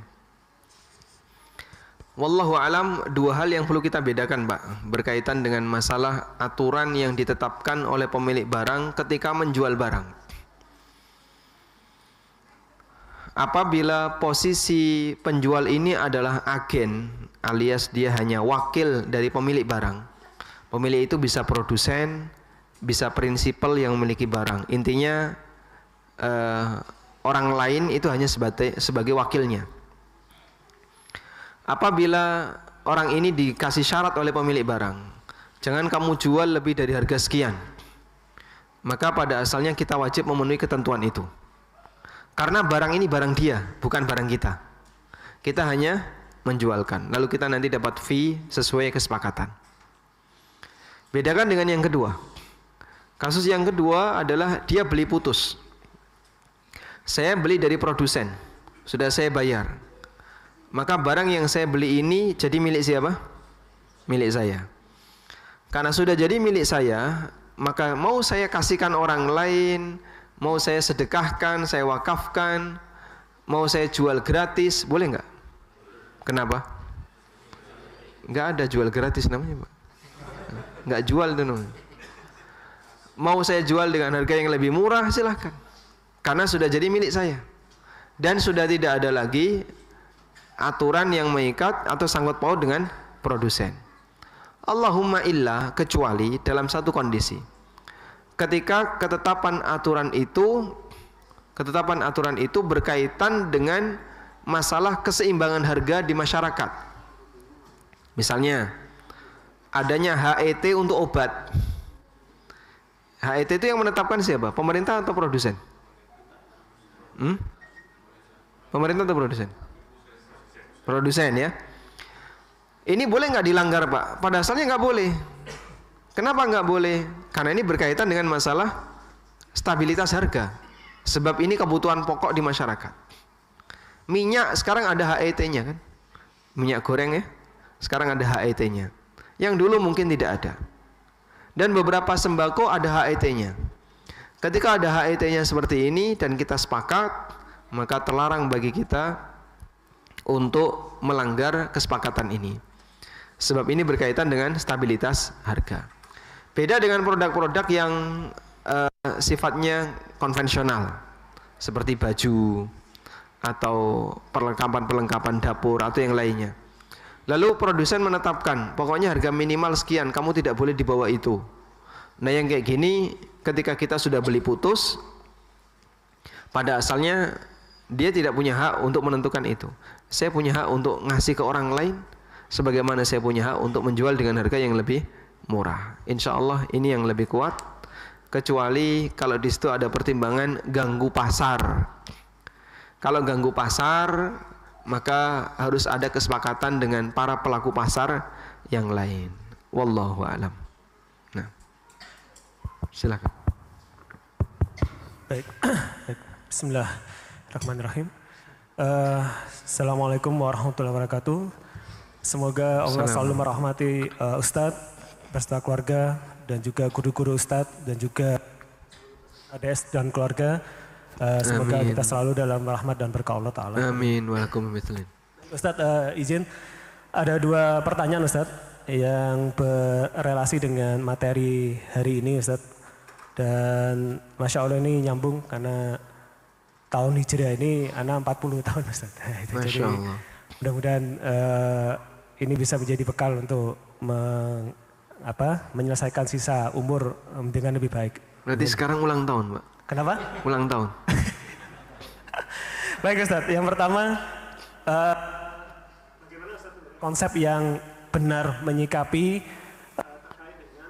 bagaimana kemudian kegiatan mubah dalam keseharian kita itu bisa bernilai ibadah begitu Ustaz. Dalam artian kita ini kan khususnya saya sebagai awam ini sangat beresiko sekali terjebak pada kegiatan-kegiatan sifatnya mubah. Seperti hobi atau mungkin juga kegiatan yang lainnya yang mungkin sifatnya mubah. Tapi tentunya inginnya ini bisa dapat bernilai ibadah begitu. Artinya apakah ada bagaimana kemudian konsep yang benar untuk ya, bisa menjalankan hal tersebut. Itu yang pertama Ustaz. Kemudian ya termasuk juga dalam pekerjaan. Kemudian yang kedua, bagaimana kemudian kita dapat memaafkan diri sendiri kaitannya dengan masa lalu yang mungkin sangat banyak kesalahan yang secara random terjadi begitu, dan kita mungkin saking randomnya dan saking banyak sampai membuat overthinking dalam hidup ini begitu, dalam artian wah ini terlalu banyak kesalahannya dan bertumpuk-tumpuk begitu. Nah itu bagaimana kemudian kait dalam memaafkan diri sendiri tadi ini dan masa lalu kita, dan untuk bisa melangkah ke depan ini menghabiskan waktu ini dengan lebih baik lagi begitu Ustaz. Syukur Ustaz, jazakallahu khair. Masya Allah, barakallahu fiik. Ini berat ini pertanyaannya. Nah, untuk pertanyaan yang pertama, ketika kita berbicara tentang hal yang mubah, bagaimana batasan yang perlu kita ketahui agar yang mubah itu bisa bernilai ibadah, atau yang mubah itu tidak sampai menjerumuskan kita ke dalam perbuatan dosa. Jadi begini jamaah, hukum syar'i itu ada 5. Apa saja Pak? Wajib, sunnah, mubah, makruh, haram. Insya Allah hafal kita ya. Nah. Dan 5 ini yang bisa menjadi bentuk ibadah yang mana? Hanya 4. 2 depan, 2 belakang. 1 yang mubah ini tidak bisa jadi ibadah. Sehingga bentuk ibadah itu hanya ada 4 kemungkinan. Mengamalkan yang wajib, mengamalkan yang sunnah, meninggalkan yang makruh, meninggalkan yang haram. Hanya 4 kemungkinan ini. Sedangkan hal yang mubah tidak bisa jadi ibadah. Sebab hukum asal mubah adalah mubah tidak bernilai ibadah. Maka kita tidak bisa mengharapkan pahala dengan hanya sebatas menggunakan jenis pakaian tertentu. Kalau kamu pakai pakaian kayak gini, nanti pahalamu berlipat-lipat, itu tidak bisa. Bahkan para ulama memberikan kaidah, man ta'abbada bil mubah waqa'a fil bid'ah. Barang siapa yang beribadah dengan hal yang mubah, dia terjerumus ke dalam perbuatan bid'ah. Dan yang dimaksud di situ adalah meyakini dengan memakai pakaian tertentu atau makan makanan tertentu itu bisa bernilai pahala. Padahal yang namanya pakaian, mau pakaian jenis A, jenis B, jenis C, semuanya mubah. Sehingga orang tidak boleh meyakini dengan pakaian ini maka dosa-dosaku akan berguguran, itu tidak boleh. Kamu dapat dari mana? Contoh sederhana misalnya ya. Ada orang punya keyakinan, kamu nek nganggo kupluk ireng peci nasional itu nanti swargamu munggah, dosamu akan gugur, pahalamu akan bertambah, setiap langkah menambah pahala. dan setiap gerakan menghapus dosa. Hanya dengan memakai ketu ireng. Padahal mau pakai ketu warna ireng, warna putih, warna hijau, coklat dan seterusnya. Ini semuanya adalah bagian dari pakaian, hal yang mubah. Tidak boleh diyakini dengan cara seperti ini orang bisa mendapatkan tambahan pahala. Kalau sampai ada orang yang punya keyakinan seperti ini, maka dia terjerumus ke dalam perbuatan yang bid'ah. Dipahami ya? Baik. Sehingga beribadah dengan hal yang mubah itu tidak boleh. Ada orang yang punya keyakinan kalau pakai sorban itu mendapatkan pahala. Ini nggak benar ya. Yang benar apa? Mau pakai sorban maupun tidak pakai sorban, mau pakai pakaian A, pakaian B, semuanya hukum asalnya adalah mubah. Baik. Terus bagaimana caranya agar yang mubah ini bisa bernilai pahala? Ada dua.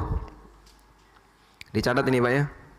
Hal yang mubah bisa bernilai pahala dengan dua cara. Satu, menjadikan hal yang mubah itu sebagai alat bantu untuk mendukung ibadah.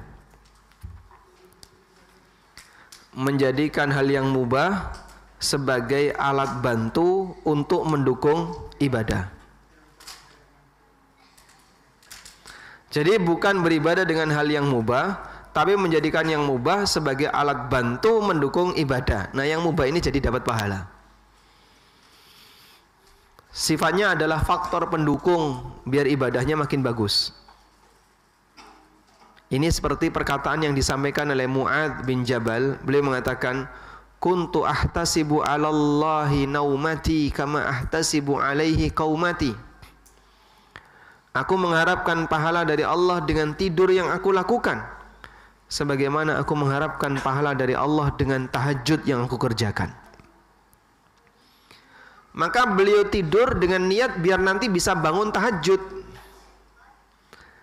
Adanya niat semacam itu, maka beliau gunakan hal yang mubah untuk mendukung ibadah. Itulah yang bernilai pahala. Sehingga kalau ada orang yang tanya, "Pak Ustadz, katanya tidur itu bisa bernilai pahala.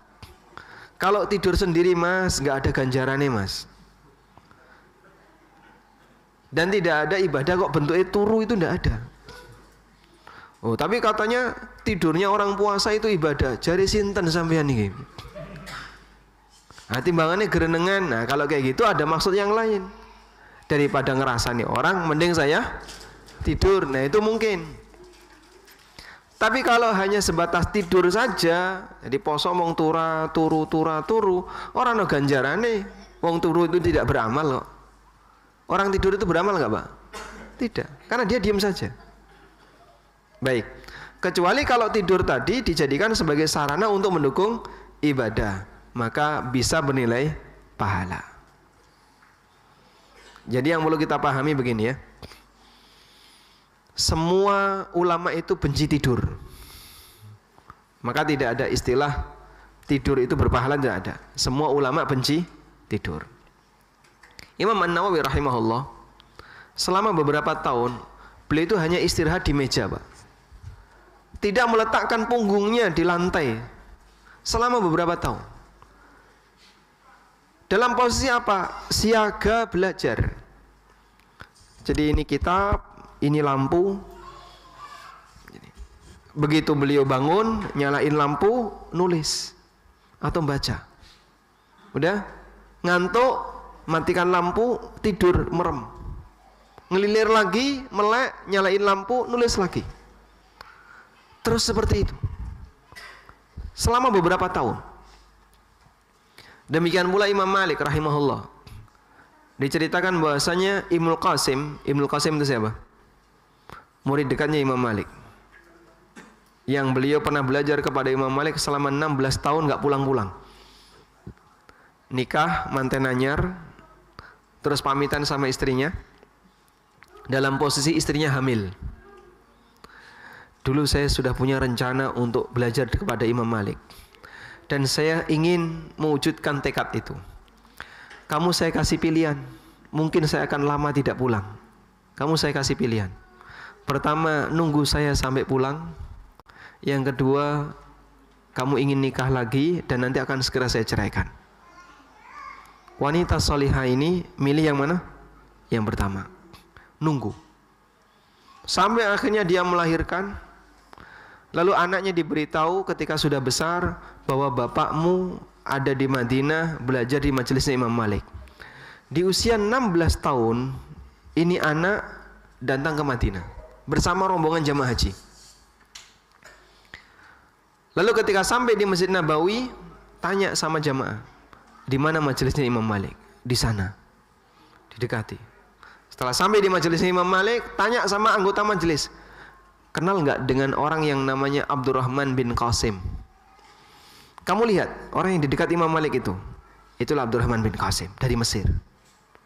Langsung didekati. Selesai majelis Imam Malik, kemudian anak ini memeluk bapaknya, dan bapaknya mengatakan, asyummu syammal walad, aku mencium bau anak. Dan memang itu anaknya sendiri. Sehingga dari ibunya hamil sampai usia 16 tahun ratau ketemu, Pak. Wanita mana yang siap seperti itu, Pak? Hah? Di zaman kita mungkin tidak ada. Udah daftar dari awal biro jodoh itu, Pak. Daripada lama-lama kan. Sehingga dalam posisi ini dia tidak akan betah untuk kemudian hidup sendirian. Itu selama 16 tahun. Bahkan lebih ya. Karena 16 tahun kan usia anaknya. Berarti usia perpisahannya dengan suaminya bisa lebih dari 16 tahun. Subhanallah. Sampai akhirnya Abdurrahman bin Qasim menjadi ulama kibar. Dan beliau menyebarkan ilmu di Mesir. Sehingga Mesir diwarnai dengan madhab Malikiyah. Makanya pada waktu Imam Syafi'i datang ke Mesir, Mesir itu sudah terwarnai dengan madhab Malikiyah. Sehingga Imam Syafi'i itu dulu disebut memecah belah umat. Karena menyampaikan hal yang berbeda yang tidak pernah disampaikan oleh Imam Malik. Ada beda ijtihad antara Imam Syafi'i dengan Imam Malik. Dan disebutkan dalam sebagian riwayat Imam Syafi'i itu kan dipukul ya. Dipukul. Dan itu yang menyebabkan beliau itu sakit sampai mengantarkan kepada kematian. Maka sebenarnya perjuangan para ulama kurang lebih mereka yang namanya terangkat di permukaan, Imam Ahmad, Imam Syafi'i, Abu Hanifah, Imam Malik, rata-rata pernah mengalami ujian fisik. Abu Hanifah pernah dipukul, dipenjara. Imam Ahmad ketika mempertahankan akidah Al-Quran bukan makhluk. Imam Syafi'i juga sama ketika beliau di Mesir. Imam Malik dipukuli sampai tangannya nggak bisa diangkat. Rata-rata mereka adalah ulama-ulama kibar yang dulu waktu hidup punya ujian yang menimpa fisiknya. Tayyib. Tadi sampai mana tadi? Hah? Mendukung ibadah. Sekarang kita beralih yang kedua. Mubah bisa menilai pahala. Mubah bisa bernilai pahala.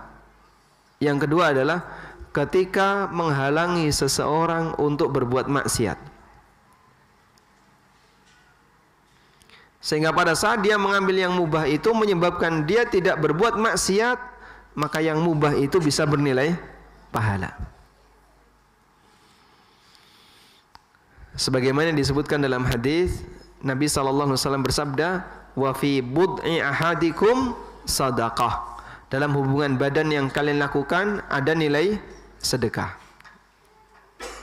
Wa fi bud'i ahadikum sadaqah. Dalam ibadah yang dalam hubungan badan yang kalian lakukan ada nilai sedekah. Sahabat tanya, ya Rasulullah, ayati ahaduna syahwatahu wa huwa lahu bihi ajrun? Apakah ketika ada orang yang menunaikan syahwatnya terus dia bisa mendapatkan pahala? Lalu Nabi SAW bertanya kepada orang ini, ara'aita law wada'aha fil haram a'alaihi wizrun? Kalau dia letakkan itu kepada yang haram dapat dosa enggak? Iya. Fakadzalika law wada'aha fil halal, maka demikian pula ketika dia letakkan pada yang halal dia akan dapat pahala. Sehingga ketika Bapak Ibu bekerja dengan tujuan biar tidak mengambil harta haram, maka insya Allah kerja itu jadi pahala. Bapak-bapak bekerja untuk mencukupi kebutuhan nafkah keluarganya, atau misalnya belum menikah lalu dia bekerja biar dia tidak terjerumus ke dalam yang haram, maka apa yang dia lakukan akan berubah menjadi pahala sesuai dengan niatnya. Baik. Lalu ada perkara yang mubah yang bisa mengantarkan kepada sesuatu yang terlarang. Kata kuncinya dua. Pertama israf, kedua tabdzir. Pertama israf, yang kedua tabdzir. Mubah bisa bernilai dosa kalau berlebihan, israf. Sehingga misalnya ngepit berlebihan. Dari Anyer sampai Panarukan. Terus balik lagi. Ini ngapain orang kayak gini? Kecanduan ngepit, Pak. Ya enggak boleh, ini terlalu berlebihan. Tahu ngepit? Main sepeda. Pit-pitan maksudnya sepedaan. Ada orang main sepeda dari Anyer sampai Panarukan atau dari mana sampai mana hanya untuk tujuan hiburan. Mancing itu Masya Allah ya. Sampai istrinya gugat cerai. Gara-gara suaminya senang mancing. Mereka kan punya slogan ya, omah muring tetap mancing. Nggak bisa diterjemahkan itu Mas.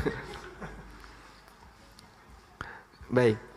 Nah yang kayak gini sudah sampai pada tingkatan israf, berlebih-lebihan. Kalau ada orang yang dia melakukan hal yang mubah sehingga menyebabkan israf, maka dia berdosa. Duren sampai bludak duren, sampai muntah-muntah duren. Ini israf. Seperti ini dosa. Baik. Karena Allah Subhanahu wa taala mengatakan wala tusrifu innahu la yuhibbul musrifin. Jangan kamu berbuat israf karena Allah tidak menyukai perbuatan israf. Yang kedua tabdzir. Tabdzir. Wala tubadzir tabdzira. Innal mubadzirina kanu ikhwana syayatin. Jangan melakukan tindakan tabdzir karena tabdzir itu temannya setan. Orang mubadzir itu temannya setan. Apa itu tabdzir? Tabdzir adalah menggunakan hal yang mubah untuk berbuat maksiat. Menggunakan hal yang mubah untuk berbuat maksiat. Perbedaan antara israf dengan tabdzir, kalau israf itu menggunakan hal yang mubah untuk sesuatu yang mubah melebihi batas yang mubah. Itu israf. Kalau tabdzir menggunakan hal yang mubah untuk perbuatan maksiat, itu tabdzir. Allah sebut orang yang berbuat tabdzir temannya setan. Baik. Ada nggak orang yang israf ketika bekerja? Ada. Kapan itu? Sampai dia menelantarkan kewajiban. Kerja sampai menelantarkan kewajiban, itu israf. Berlebihan dalam menggunakan waktu kerja. Kalau lembur ya tergantung kebutuhan ya. Kalau dia tidak sampai menunaikan kewajiban, tidak sampai menelantarkan kewajiban, insya Allah tidak masalah. Wallahu a'lam. Kemudian yang kedua, apa tadi Pak yang kedua Pak? Memaafkan diri sendiri dan masa lalu yang mungkin memaafkan diri sendiri berkaitan dengan masa lalu yang penuh dengan kesalahan. Yang perlu untuk dibahas bagian mana? Yang benar atau kaidahnya dalam memaafkan tadi. Intinya begini ya. Musibah yang menimpa manusia itu kan ada dua. Ada musibah yang menimpa fisiknya, musibah materi. Dan musibah materi Allah sebutkan di Al-Baqarah ada 4. Walanabluwannakum bisyai'im minal khawfi wal ju'i wa naqsim minal amwali wal anfusi, ada 5 berarti ya, wath thamarat. Allah akan menguji kalian dengan adanya rasa takut. Wal ju', rasa lapar. Wa naqsim minal amwal, hartanya berkurang. Wal anfus, jiwa berkurang. Maksudnya jiwa berkurang itu apa Pak? Ada anggota keluarga yang meninggal. Wath thamarat, dan buah-buahan. wa basyiris sabirin. Ini secara umum ujian fisik. Sudah? Yang kedua ada ujian non fisik, yaitu perbuatan dosa. Baik ujian fisik maupun ujian non fisik tidak boleh dijadikan alasan untuk menjadi lebih baik. Sehingga orang tidak boleh gara-gara dia dapat musibah lalu tidak mau berbuat taat. Contoh, gara-gara bojone mati akhirnya ra gelem jilbaban. Ada kayak gitu, Pak? Gara-gara sakit terus ra gelem salat. Ada, Pak? Gara-gara ekonominya hancur akhirnya dia main riba. Ada? Banyak. Bahkan ada juga ketika orang ekonominya hancur terus dia ngerampok dan aneka perbuatan maksiat yang lain. Maka ini musibah dunia yang mengantarkan kepada musibah akhirat. Dan musibah nomor 2 lebih berbahaya dibandingkan musibah yang pertama. Sudah? Karena itu musibah seperti ini dalam Islam kita diajarkan lupakan. Musibah fisik itu lupakan, jangan diingat-ingat terus, karena mengingat musibah fisik itu memperbarui kesedihan. Akhirnya sedihnya berulang lagi, sedihnya berulang lagi. Akhirnya lebih banyak sedih daripada syukur. Nah, disinilah pendekatan yang saya gunakan ketika menyampaikan kepada masyarakat. Kenapa sih kita melakukan peringatan kematian? Peringatan kematian itu kan sama dengan mengulang kesedihan. Udah, keluarga yang sudah meninggal saya sudah ikhlaskan. Ini bukan perpisahan selamanya. Anda masih punya peluang untuk ketemu yang kedua, yaitu di akhirat. Jangan diperingati terus. Hari kesekian peringati lagi sampai terakhir nyewu. Di hari yang ke-1000. Terus haulnya tiap tahun, peringatan lagi. Itu sama dengan mengulang kesedihan. Apa manfaatnya kesedihan diulang? Jadi orang tidak produktif. Saya pakai pendekatan ini untuk menyampaikan ke mereka. Kalau pakai dalil nggak bisa. Ini daripada tuduhannya macam-macam. Kita kalau mendapatkan musibah kan seharusnya dilupakan, bukan apa? Diingat-ingat. Dan peringatan kematian itu mengenang musibah. Yang kedua, berkaitan dengan musibah non fisik, yaitu perbuatan maksiat yang dulu pernah kita lakukan dan seterusnya. Batasannya bagaimana? Pertama, kita bertaubat kepada Allah, sudah. Setelah itu jangan dikenang, lupakan. Sehingga jangan diungkit dan jangan menjadi sebab kita menjauh dari rahmat Allah. Ada sebagian orang yang dia jauh dari rahmat Allah gara-gara seperti ini. Apakah saya sudah pantas untuk pakai jilbab, Pak Ustadz? Lah kenapa? Saya kan orang yang berlumur dengan banyak maksiat. Sehingga dia merasa karena sudah berlumur dengan banyak maksiat, saya kok rasanya sudah tidak layak lagi untuk pakai jilbab. Biar saya tidak disebut sebagai penipu atas nama agama. Godaan setan, Pak, dia. Sehingga dia ditipu dengan setan, lalu dia merasa putus asa dari rahmat Allah. Maka Allah ingatkan, wala tayasu min rahmatillah. Jangan kamu berputus asa dari rahmat Allah. Innallaha yaghfirudz dzunuba jami'an. Sesungguhnya Allah mengampuni semua dosa. Ada beberapa pemuda ketika kita ingatkan, lah monggo jenengan ngaji, aku wis isin. Maksudnya pripun? Saya sudah malu, sudah banyak berlumur dengan maksiat. Ini badan kotor, mau ke masjid itu malu. Akhirnya tidak ada keinginan baik untuk bertobat. Bahkan semakin jauh dan semakin mursal, semakin lepas. Maka kita sampaikan, innallaha yaghfirudz dzunuba jami'a.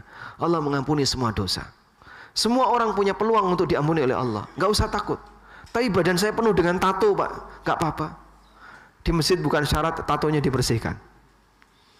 Gak ada masjid yang bertuliskan yang bawa tato taruh di luar, itu gak ada. Kalau jas hujan jangan bawa masuk, ada, Pak. Tapi kalau syarat seperti ini tidak ada. Boleh nggak, Pak, saya sholat badan saya bertato, mukanya penuh dengan tato? Monggo. Tapi saya tidak bisa membersihkan ini. Bertahap, santai saja. Yang penting pokoknya Anda mau serius bertobat. Dan banyak orang seperti itu, Pak. Beberapa orang jalanan yang hidup dalam kondisi kelam yang kata dia gelap gulita, dia itu sudah menyerah dengan keadaan. Hidup saya sudah ditakdirkan kayak gini, ya sudah gimana lagi. Mau balik lagi, rasa malu menghalangi dia karena dia merasa sudah berlumur dengan dosa. Sehingga akhirnya tidak ada keinginan bagi dia untuk bertaubat kepada Allah. Ya wis, masa silam itu menyebabkan dia putus asa dari rahmat Allah. Maka Allah ingatkan, wala tayasu min rahmatillah, innallaha yaghfirudz dzunuba jami'an. Allah Subhanahu wa taala berfirman, qul ibadiyalladzina asrafu ala anfusihim la taqnatu min rahmatillah, innallaha yaghfirudz dzunuba jami'a. Katakan wahai Muhammad kepada orang yang telah melampaui batas pada dirinya sendiri, jangan putus asa dari rahmat Allah, karena Allah mengampuni seluruh dosa. Baik. Nah, kalau sudah mohon ampun kepada Allah, tidak perlu diungkit lagi, karena jadinya mengungkit kesedihan. Ada sebuah hadis berikut ya, mungkin Bapak Ibu sudah pernah mendengar. Nabi Musa berdebat dengan Adam. Pernah dengar ini? Hajja Adamu Musa. Adam mengalahkan debat dengan Musa. Musa mengatakan kepada Adam, wahai Adam, gara-gara kamu kita jadi keluar dari surga. Lalu kata Adam, apakah kamu menyalahkan aku untuk sebuah perbuatan dosa yang telah ditulis oleh Allah 50.000 tahun sebelum Allah menciptakan langit dan bumi? Yang ini dipahami oleh para ulama seperti penjelasan Syekh Utsaimin. Adam alaihissalam menyalahkan Musa karena dia menyalahkan dirinya dengan musibah berupa dosa yang pernah dia lakukan ketika di surga. Sebab dosa itu sudah ditaubati oleh Adam. Kok kamu ngungkit-ngungkit lagi? Wong saya sudah bertobat dan tobatnya sudah diterima oleh Allah Subhanahu wa taala. Baik. Sehingga untuk masa silam yang seperti ini, yang lebih penting adalah jangan takut untuk bertobat. Mendekatlah kepada Allah, karena Allah mengampuni seluruh dosa, dan apabila sudah ditobati, udah lupakan, gak usah dikenang. Wallahu a'lam.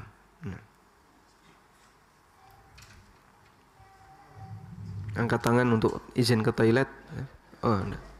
Hah? Oh, mau tanya, Masya Allah.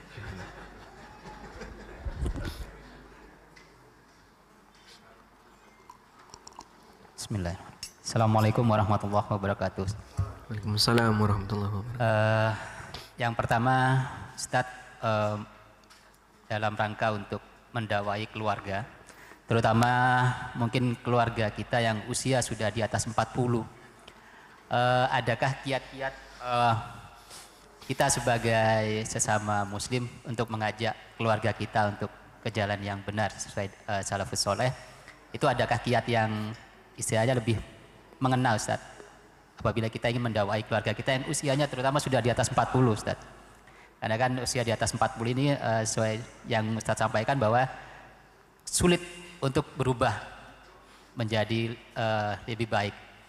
Kemudian yang kedua, mungkin kita sebagai orang tua, Ustaz, mungkin kita juga dulu banyak melakukan dosa juga dan belum mengenal dakwah sunnah ini. Kemudian usaha kita sebagai orang tua adalah mengarahkan putra-putri kita untuk mondok, untuk belajar agama. Nah, adakah kiat-kiat agar putra-putri kita itu bisa istiqomah, biar di akhirnya juga tetap sama dengan apa yang kita upayakan di awal, Ustaz? Masya Allah. Ya, jazakallah khair, Ustaz. Nah, apa kiat-kiat untuk mondok di tempat saya? Di tempat saya nggak ada pondok putra, Pak. Adanya pondok putri.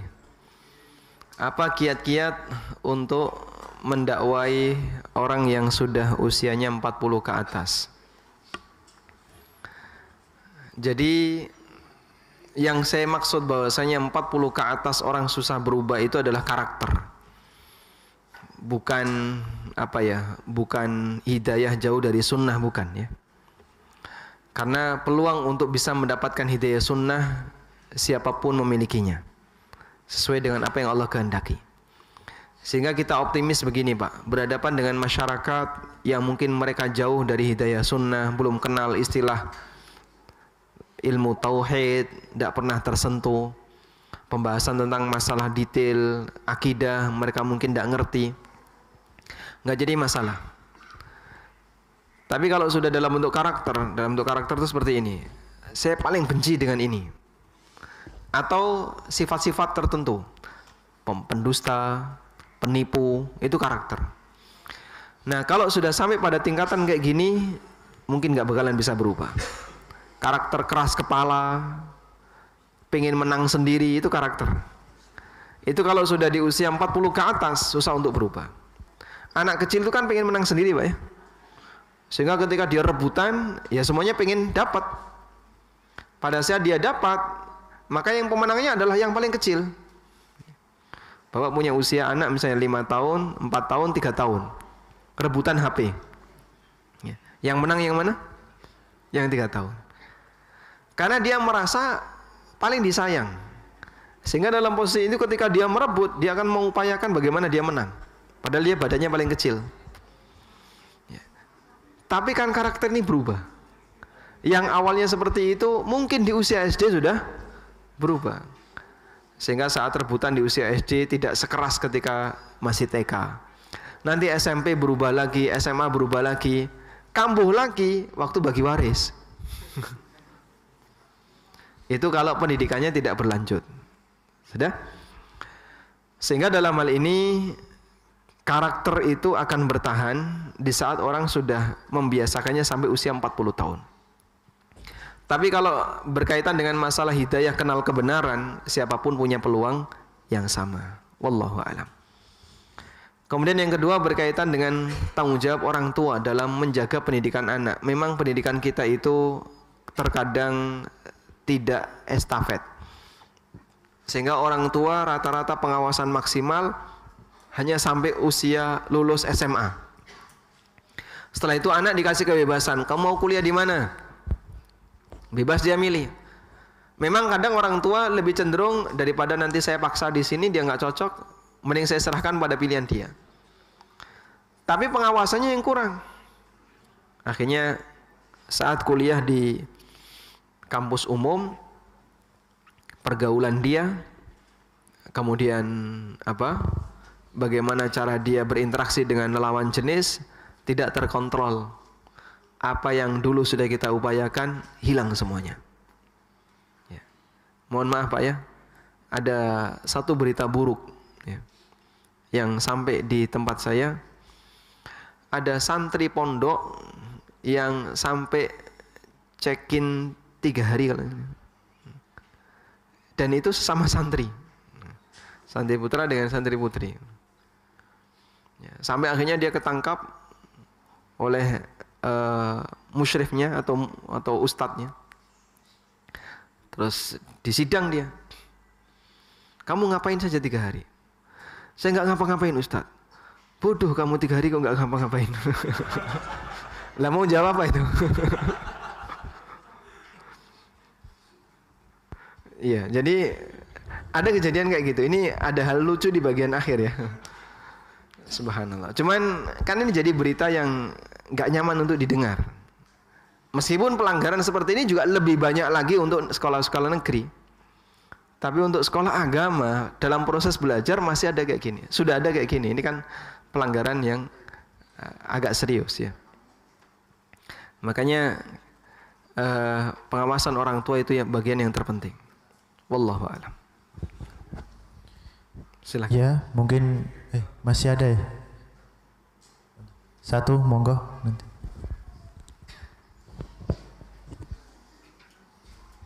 Bismillah. Assalamualaikum warahmatullahi wabarakatuh. Waalaikumsalam warahmatullahi wabarakatuh. Ustaz, mau menanyakan masalah jual beli emas non tunai yang mana fatwa MUI yang memperbolehkan jual beli emas non tunai selama emas itu tidak menjadi alat tukar yang sah atau uang. Bagaimana menanggapi hal itu, Ustaz? Terima kasih. Assalamualaikum warahmatullahi wabarakatuh. Assalamualaikum warahmatullahi wabarakatuh. Ya, fatwa itu sudah terbit, Pak. Jadi ditanggapi maupun tidak, fatwa itu tidak akan ditarik ya. Sehingga pertama yang perlu kita simpulkan adalah di sini ada dua pendapat. Ada yang pendapat membolehkan transaksi emas secara online, dan ada pendapat yang mengatakan jual beli emas secara online, cicil dan seterusnya hukumnya haram karena itu riba nasi'ah. Dan pendapat yang kedua, bahwasanya jual beli emas secara dicicil atau secara online itu riba nasi'ah, ini pendapat jumhur ulama. Pendapat jumhur ulama. Baik. Terus yang menjadi pertanyaan adalah dari mana MUI bisa mengambil pendapat itu? DSN ya. Bolehnya emas ditransaksikan dengan cara dicicil atau emas ditransaksikan dengan cara kredit atau online. Ada beberapa ulama yang memberikan rincian seperti ini. Dan ini pendapatnya Ibnu Qayyim. Bahwa untuk emas musawwag itu emas yang berbentuk cincin, gelang, kalung, emas yang dijadikan sebagai perhiasan. Maka emas seperti ini, kata Ibnu Qayyim, tidak wajib dizakati. Dan karena tidak wajib alat tukar, sehingga Ibnu Qayyim kenapa tidak memasukkan emas sebagai benda zakat ketika sudah tidak menjadi alat tukar, emas-emas perhiasan tadi? Karena yang wajib dizakati itu yang alat tukar, dirham, dinar. Tapi kalau sudah berubah jadi yang lain, dia bukan alat tukar, sehingga tidak wajib dizakati. Tapi pendapat jumhur, semua emas wajib dizakati. Wallahu a'lam. Ya, mungkin para jamaah kita selesai dulu kajian bersama Ustadz Aminur Baiz, karena habis ini ada kajian lagi mungkin dari sesi tanya jawab, khusus sesi tanya jawab bersama Ustadz Muhammad Abdul Twasikal dan Ustadz Aminur Baiz. Jadi para jamaah sekalian, sembari menunggu kajian atau tanya jawab, sesi tanya jawab, bisa istirahat sebentar karena kita akan langsung menyambung kajian bersama Ustadz Muhammad Abdul Twasikal serta Ustadz Aminur Baiz. Dan para jamaah sekalian, mungkin itu yang dapat kami sampaikan, dan alhamdulillah kita mendapatkan ilmu yang bermanfaat dari guru kita yaitu Ustadz Aminur Baiz. Dan kita bersyukur kepada Allah karena pagi ini kita bisa belajar ilmu agama bersama guru kita. Dan mungkin kita akhiri sesi kajian pada pagi hari ini, dan nanti sebentar lagi kita lanjutkan sesi tanya jawab bersama Ustadz Muhammad Abdul Twasikal dan Ustadz Aminur Baiz. Dan nanti pertanyaan bisa